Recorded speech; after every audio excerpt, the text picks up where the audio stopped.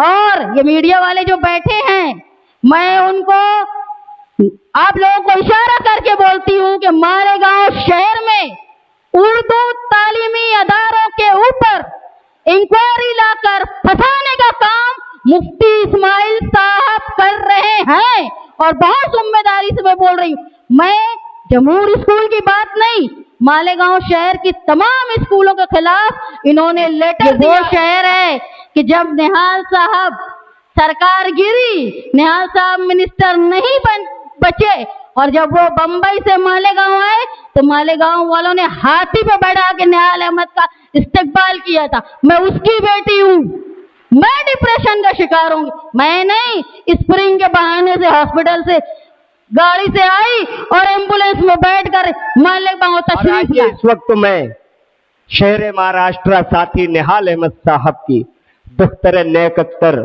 सदर समाजवादी पार्टी मालेगांव मोहतरमा शान हिंद निहाल अहमद साहिबा को आवाज देने जा रहा हूं। अब आप मुझे बताएंगे, एक मर्तबा मुस्तकीम डिग्नेटी साहब ने आपसे कहा कि हाथ बुलंद करके बताएं। मैं आपसे पूछता हूं कि कितने लोग यहां पर हैं जिनको अल्लाह पाक ने बेटी की नेमत से माला माल किया है? जरा सा हाथ उठा करके बताएं मुझे। अब एक शेर पढ़ता हूं और शान हिंद साहिबा को आवाज देता हूं। क्या कहा मौलाना? ये इब्राहिम वेलकम साहब ऐसे कर रहे थे। बर कह भी आपके इशारे बहुत अजीब होते हैं, बहुत दिलकश है हर मंजर मगर अच्छा नहीं लगता। बहुत दिलकश है हर मंजर मगर अच्छा नहीं लगता। न जाने क्यों तुम्हारे बिन सफर अच्छा नहीं लगता। न जाने क्यों तुम्हारे बिन सफर अच्छा नहीं लगता। और जमाने भर की सारी नेमतें मौजूद हो, लेकिन अगर बेटी ना हो घर में तो घर अच्छा नहीं लगता। अगर बेटी ना हो घर में तो घर अच्छा नहीं लगता। इतनी शिद्दत के साथ तालियां बजाएं कि मालेगांव शहर महानगर पालिका के ऐवान में मोहतरमा शान हिंद मेयर की चेयर तक पहुंच जाए। आपकी भरपूर तालियां शान हिंद साहिबा।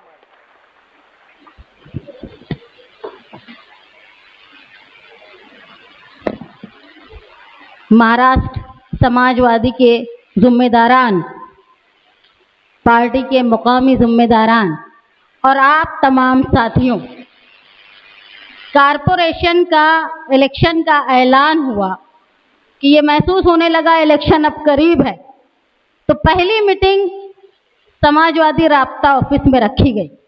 वहाँ मुस्तकीम डिग्नेटी तकरीर करते हुए उन्होंने कहा कि हम लोग इस मर्तबा कारपोरेशन में ऐसे उम्मीदवारों को इलेक्शन लड़ाएंगे जिनको इस बात का शऊर हो कि कानून कैसे चलता है। दूसरा, ये ऐसे दबंग लोगों को हम टिकट देंगे जो अफसरान की मरम्मत करके काम करना सिखाए। आज समाजवादी युवा के सदर अब्दुल रहमान सपना और एक्टिंग प्रेसिडेंट शाहिद भिकन, मैं उनके लिए एक लफ्ज बोलूं कि हमने 2 गब्बर दे दिए मालेगांव को। ये पहली मिसाल थी कि हमने 2 गब्बर दे दिए। साथी निहाल अहमद साहब कहा करते थे, वर्कर हर तरह के होते हैं। अपने यहाँ भी बोला जाता है कि इस्लाम की खारदार झाड़ियाँ, ऐसी खारदार झाड़ियाँ जिससे दुश्मन को आने को हमारे अहाते में डर लगे। तो हर तरह के लोग होते हैं। साहब बोलते थे वर्करों के बारे में कि लड्डू अपना है, तेरा हो या मेरा हो। मैंने एक खूबी देखी अब्दुल रहमान सपना में कि उनके जो दोस्त हैं, क्या हैं कैसे हैं, उनकी तारीफ में मैं कुछ बोलूंगी नहीं, लेकिन सबको लेकर चलते हैं। और यही खूबी हम लोगों ने शाहिद भिकन में देखी। ये ऐसे लोग हैं जो कारपोरेशन में जहां हमको किसी वकील साथी की जरूरत पड़ेगी, इसीलिए सेक्रेटरी का इंतखाब हमने किया। जहां गब्बर हमने चुना, वहां सेक्रेटरी हमने वकील और कानून को जानने वाला रखा। और 2 जो नए वकील पार्टी में शामिल हुए, एक फिरोज साहब और खालिद यूसुफ साहब। देखो, जंग में जो शहीद हो गया, जो मर गया वो शहीद, जो जिंदा बचा वो गाजी। तो ये एसआईटी के 2 गाजी हैं हमारे पास, जो कानून के दर से सुप्रीम कोर्ट तक गए, लेकिन वापस आए। और वहीं खुर्शीद काबुल साहब, कब्रिस्तान के जिम्मेदार, गब्बर से लेके कब्रिस्तान के जिम्मेदार तक हमने ओहदेदार चुन लिए। यहाँ मैं पिछली मर्तबा एक मीटिंग हो रही थी मुखालफिन की, वहां पे ऐसा सुनाई दिया कि शान हिंद के खिलाफ क्या बोले, वो डिप्रेशन में है। मैं एक ऐसे लीडर की बेटी हूं जिसने 6 बार असेंबली के मेंबर बने, जो मिनिस्टर रहे, जिसने मिनिस्ट्री, चीफ मिनिस्ट्री को ठोकर मार के वो मिनिस्टर बने और बाहर से आए हुए शरद पवार को मिनिस्टर बनवाया। मैं उस लीडर की बेटी हूं जिसने अपोजिशन लीडर बने और बनने के बाद इस्तीफा भी खुद दिया। और ये वो मालेगांव है कि लोग जब कुर्सी पे ओहदा पाते हैं तो उनको हाथी और घोड़े पे बैठाते हैं। ये वो शहर है कि जब निहाल साहब सरकार गिरी, निहाल साहब मिनिस्टर नहीं बचे, और जब वो बंबई से मालेगांव आए तो मालेगांव वालों ने हाथी पे बैठा के निहाल अहमद का इस्तकबाल किया था। मैं उसकी बेटी हूं, मैं डिप्रेशन का शिकार हूं। मैं नहीं स्प्रिंग के बहाने से हॉस्पिटल से गाड़ी से आई और एम्बुलेंस में बैठकर मालेगांव तशरीफ लाई। खैर, मालेगांव में 3 चीजें बहुत चल रही है। एक निकम्मा एमएलए, दूसरा एसआईटी और तीसरा जमूर स्कूल। आज तक मैंने जमूर स्कूल के बारे में कुछ नहीं कहा। मैं मुसलसल सुन रही हूँ जमूर स्कूल के बारे में बोला जा रहा है। असल में जमूर स्कूल का कोई मसला नहीं है, उसकी जिम्मेदार साजिदा निहाल अहमद और शान हिंद निहाल अहमद है। बस मसला ये है। तो मैं सुन रही थी कि हमारे खिलाफ लोग मुझसे पूछ भी रहे थे।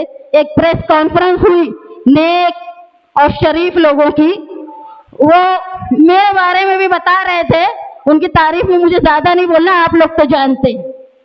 तो वो जब प्रेस कॉन्फ्रेंस हुई उसके बाद ये मीडिया वाले जो भाई बैठे हैं, उन्होंने, किसी ने कहा मुझे कि आप जमूर स्कूल के जिम्मेदार हो, जवाब दो। तो मैंने एक बात कही थी उनसे कि जवाब तो जमूर स्कूल की पूरी इंतजामिया देगी, लेकिन मैं आपको ये बता दूं कि जमूर स्कूल सिर्फ एक बहाना है। मालेगांव की हर उर्दू स्कूल ये निशाना है, ये निशाना है मुफ्ती इस्माइल का। एक चीज फिर उस पत्रकार भाई ने मुझसे कहा कि स्कूल का तो सिर्फ आपका नाम लिया गया है जमूर स्कूल का, और आप तमाम स्कूल का बोल रहे हैं। तो मैंने उनको मिसाल दी कि जब एसआईटी नहीं बनी तो क्या बोल के एसआईटी का गठन हुआ कि यहाँ रोहिंग्याई, यहाँ बांग्लादेशी लोग हैं, और धीरे धीरे इंक्वायरी हुई। 3400 लोगों के जन्म दाखिले कैंसिल हो गए, 40 से ज्यादा लोगों का ऊपर केस हो गया।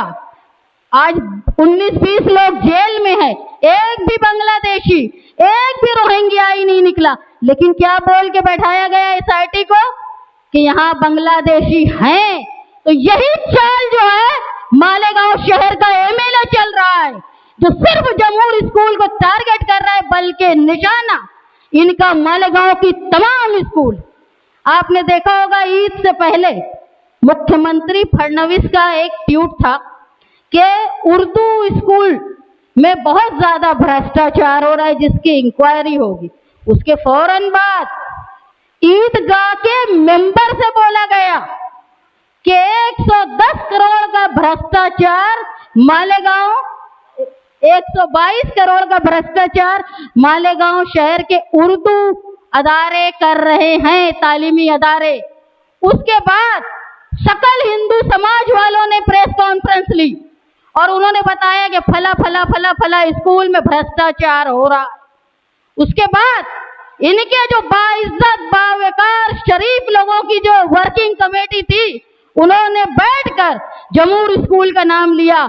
जब इंक्वायरी होती है ना, तो किसी एक स्कूल की, एक आदमी की नहीं होती, तमाम लोगों की होती है।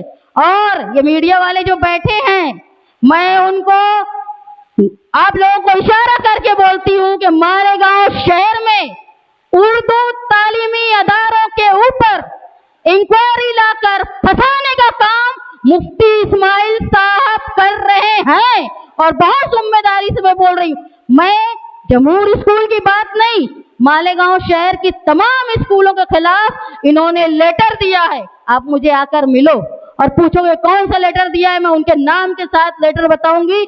और यही करने वाले हैं वो असेंबली इजलास में मालेगांव शहर, ऐसा मेरा अंदाजा है, क्योंकि जो हिसाब से उनके अंदर कुलबुलाहट है वो करेंगे असेंबली में सवाल, और शरपसंद लोगों को मालेगांव की तालीमी उर्दू अदारों की तरफ ये मुतवज्जा करेंगे ताकि नुकसान हो। देखो आज हिंदुस्तान का माहौल क्या है, एक मामूली हॉकर जो है रोड पे बेचता है मुसलमान, वहां से लेके अलीगढ़ में व्यापारी मुसलमान तक पे हमला होता है।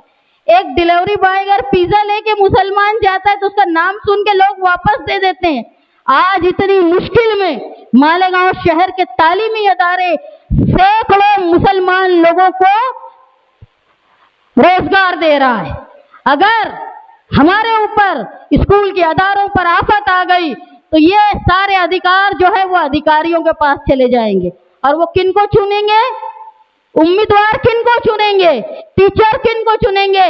जरूरी नहीं है कि वो उर्दू बोलने वाले हो, क्योंकि उर्दू बोलने का देखो मराठी हिंदी पहले से कंपलसरी हो रही है, तो ये निशाना जो है ये माइनॉरिटी का हक छीनने का है।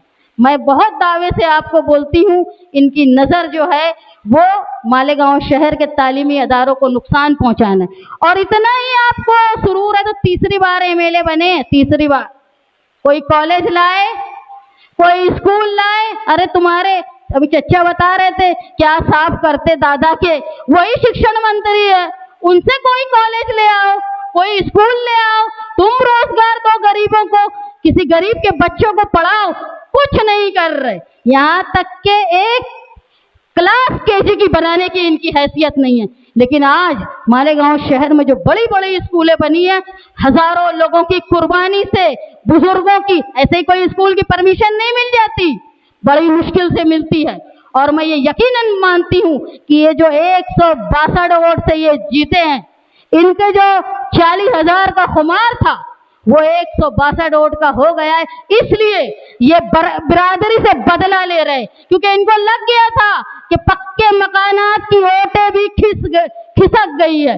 इसलिए ये लेटर देके मालेगांव शहर की स्कूलों पर कार्रवाई हो ये कोशिश करते हैं।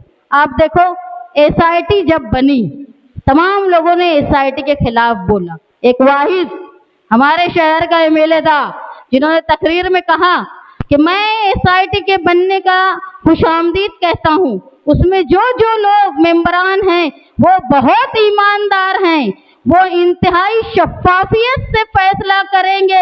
ये बोलने वाला वाहिद आदमी कोई था तो मुफ्ती इस्माइल साहब थे। एक बात बताओ, आज ना ईडी शफाफियत पे फैसला करती है, ना इनकम टैक्स, ना सीबीआई, ना सीआईडी। इनको यकीन था कि एसआईटी शफाफियत से फैसला करेगी। तो अगर शफाफियत से फैसला करेगी तो जो लोग जेल में हैं क्या वाकई गुनहगार हैं? वो क्या मानना है मुफ्ती इस्माइल साहब का?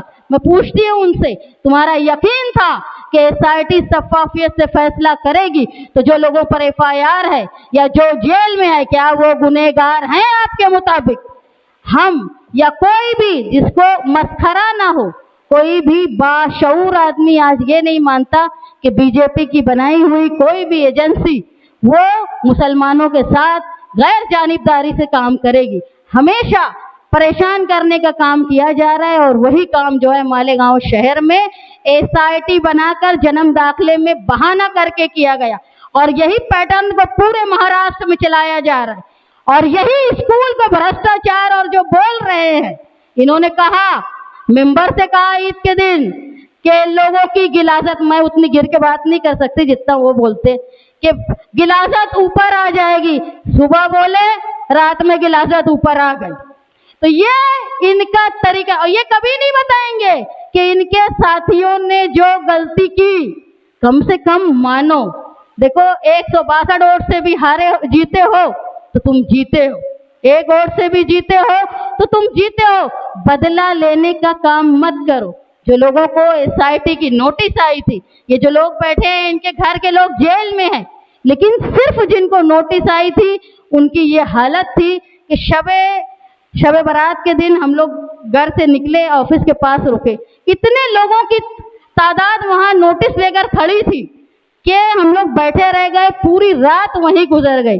शकील टिल्लू साहब थे, मैं बोली देखो शकील भैया पूरी रात यहीं निकल गई, तो मुझे शकील भैया बोले वो नमाज पढ़े से ज्यादा सवाब इम्मे की कर ले भाई। लोग इतना घबराए हुए थे। कभी किसी नोटिस वाले की नोटिस देख के इन्होंने देखा कि क्या कैफियत है। वो सारे शेर जो सिर्फ इलेक्शन के टाइम में बाहर निकलते हैं और सारे टाइगर पता नहीं कौन सी बिल में छुपते, जैसे ही कारपोरेशन का इलेक्शन आया आ गए सब स्टेज पे। एसआईटी की नोटिस आई, सारे शेर दुबक के बैठे थे बिल में, कोई नहीं निकला, कोई नहीं। हाँ, अपने भाई का केस का मामला है, बराबर कोर्ट में जा रहे, लेकिन एसआईटी वालों के लिए कोई पूछता नहीं। तो ये याद रखो कि मालेगांव शहर बहुत झेल चुका। खास तौर पे नौजवानों से मेरी दरख्वास्त है कि आज अकलियत में रहने वाला नौजवान बहुत ज्यादा निशाने पर है, यानी मैं बिल्कुल साफ कहूंगी मुसलमान जो है वो निशाने पर है, और मुसलमान एक्टिव लोगों के पीछे कहीं ना कहीं पुलिस, प्रशासन, शासन इनका पीछा करेंगे, इनको परेशान करेंगे। इसके लिए सबसे बड़ी जरूरत है कि सरकार का कठपुतली और उनके तलवे चाटने वालों के खिलाफ रहो। तुम्हारे यहाँ पे जो लीडर है, एमएलए है, किला झोपड़पट्टी टूटने वाली थी, ये पहले आके माहौल बना दिए कि टूटने वाली है, इससे पहले कि सामान उठा कर लेकर जाएं तुम्हारे ऊपर टैक्सेस लगाएंगे, उससे पहले खाली कर दो। ये क्या है? आवामी नुमाइंदा क्या होता है मालूम? आवाम की राय सरकार के पास रखता है, आवाम की बातों को सरकार के पास ले जाके आवाम के लिए फायदेमंद साबित होता है। ये क्या है? ये सरकार के एजेंट है जो सरकार की बातें लाके आवाम में रखते हैं। मैं मेरे वालिद से सुना करती थी, पहले अंग्रेजों के वक्त में भी और अभी भी देहातों में पुलिस पाटिल होते, इन्हें पुलिस की बातें जाके आवाम में बोलते और माहौल बनाते। तो ये वही हैं जो सरकार की बातें आवाम में लाते हैं, लोगों को हमवार करते हैं, और जैसा सरकार और पुलिस चाहती है वैसी राय बनाने की काम करते हैं। मैं किला झोपड़पट्टी वालों से ये दरख्वास्त करूंगी, और ये मैं मानती हूँ ये जो लोग बैठे हैं, शरीफ डी साहब और बाकी लोग, ये लोग आए और इन्होंने कहा कि साथी निहाल अहमद साहब भी हमारी मदद करते थे। हमको यकीन है कि आप लोग मदद करेंगे। अगर कोर्ट में ये लोग नहीं जाते डिफेंस कमेटी के साथ, तो यकीनन दूसरे लोग तो इंतजार में थे कि तोड़ दिया जाए। अरे वहां रहने वाले गरीब लोग तुम पे आंख बंद करके शहर के एमएलए पे भरोसा कर रहे थे, इन्हें हमारे पास दिया हुआ कोर्ट का कागज वापस ले लिया उन्होंने। क्यों? मुफ्ती साहब नहीं बोले हैं। इन्हें अपना घर, अपने घर के मासूम बच्चे, वहां क्या हाल था? मासूम बच्चे थे, जच्चा थी, 1.25 महीने के बच्चे थे, हामला औरतें थी, बुजुर्ग लोग थे, उनकी आंखों में तुमको डर नहीं लग रहा था कि मैं खुदा के पास क्या जवाब दूंगा? तुम शहर के एमएलए हो, सही बात है, जिंदगी और मौत अल्लाह ने तय की है, लेकिन तबाही हालात तुम्हारे ऐसे हैं कि तुम जल्दी जवाब दे होगे। तुम एमएलए हो, वो लोगों को साथ इंसाफ करो। एसआईटी के टाइम में जो तुम कर रहे हो एजेंटगिरी, ये बंद करो। आज मालेगांव शहर की उर्दू स्कूलों के खिलाफ जो तुम कर रहे हो ये बंद करो। और मैं शान-ए निहाल अहमद, जमूर स्कूल की सेक्रेटरी, मैं हर इंक्वायरी के लिए तैयार हूँ, और तुम जो करना चाहते हो कर लो। तुम मेरे अपनों को तुम्हारे पास बैठाएंगे। मैं यकीन मानती हूँ कि मेरे अपने या तो मजबूर हैं या किसी लालच में उनके साथ है, वरना दिल से निहाल अहमद की कोई औलाद ऐसे बेगैरतों के साथ नहीं बैठ सकती, ये मुझे यकीन है। और मैं हर इंक्वायरी को तैयार हूँ, और मैं भी तुम्हारी हैसियत और औकात देखना चाहती हूँ कि तुम तो बड़े रुस्तम हो, ये शोरा के यहाँ इमाम खतीब मुझसे मुकाबला कर रहे, मेरे 10,000 की वोट, तुम तो बोलते हम कहीं मुकाबले में नहीं। मैं आज अकेली हूँ, मेरी माँ आज अकेली है। जिस तरह के जुमले वर्किंग कमेटी के लोगों ने मेरे ताल्लुक से और मेरी वालदा के ताल्लुक से वहां बोली, ये उनकी परवरिश, उनकी औकात, उनका किरदार बताती है।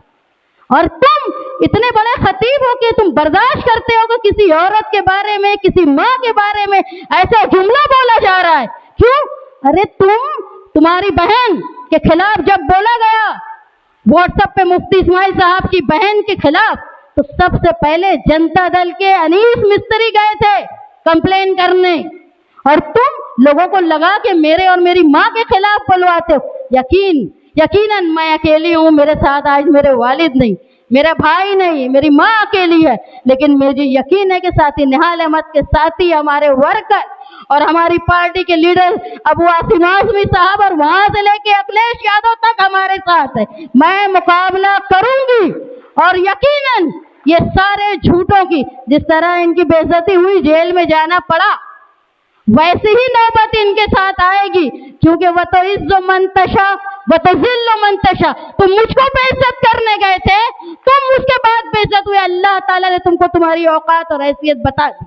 मैं उम्मीद करती हूँ मालेगांव शहर की आवाम से कि आने वाले इलेक्शन में नाकारा, बुज़दिल और एजेंट लोगों का साथ न दे, उन लोगों का साथ दे जो तुम्हारे लिए काम करते हो, बिना ओहदे के तुम्हारे लिए मददगार साबित होते हो। यहाँ से लेके अहवान तक तुम्हारे लिए काम करेंगे। आज अगर हमारे पास असेंबली का मेंबर नहीं है तो अबू आसिम आज़मी साहब हैं जो हमारे लिए अहवान में बोलेंगे। हम ये उम्मीद करते हैं और मैं ये उम्मीद करती हूँ कि आने वाले इलेक्शन में तुम ये पहचानो कि तुम्हारे यहाँ फिरका वारियत की बात करके, ना इत्तेफाकी की बात करके, दखनी मोमिन की बात बराबर कर रहे, एसआईटी की बात नहीं करते।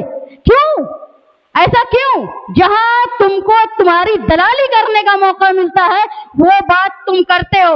ये अंग्रेजों की पॉलिसी थी, डिवाइड एंड रूल, लोगों को लड़ाओ और राज करो। यही हरकत जो है इस शहर का एमएलए कर रहा है।